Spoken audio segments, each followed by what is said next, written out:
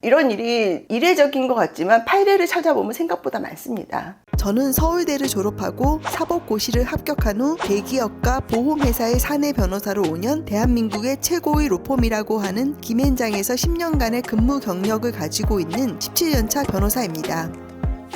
안녕하세요. 최혜원 변호사입니다.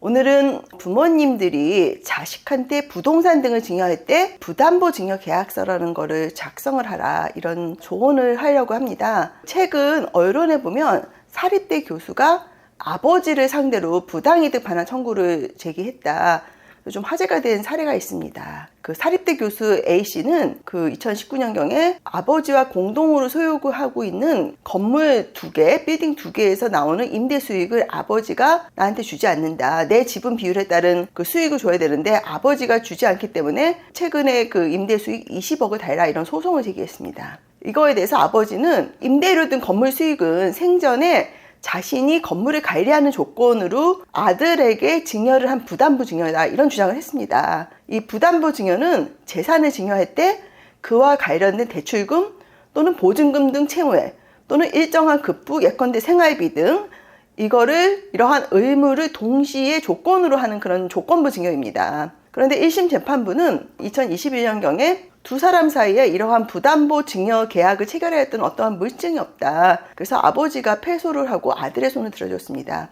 현재는 이제 2심 진행 중인 사안이고요. 근데 이 사실 이러한 부담보 증여를 할 때는 명시적인 계약서나 각서를 작성했으면 사실 이러한 소송까지 가지는 않았을 것 같아요. 보통 우리가 부모 자식 간에 뭐 계약서를 작성한다, 뭐 각서를 작성한다, 이런 게 사실 쉽지는 않습니다. 그렇지만 생각보다 부모님이 생전에 건물이나 부동산을 증여했는데 아들이 생활비를 대기로 했다, 내지는 내가 나이 들었을 때 내가 건물을 줬기 때문에 나를 보살피고 병원 치료 등 부양 의무를 하기로 했다, 이렇게 주장을 하는데 아들은 그런 거를 이행하지 않는 경우가 있어요.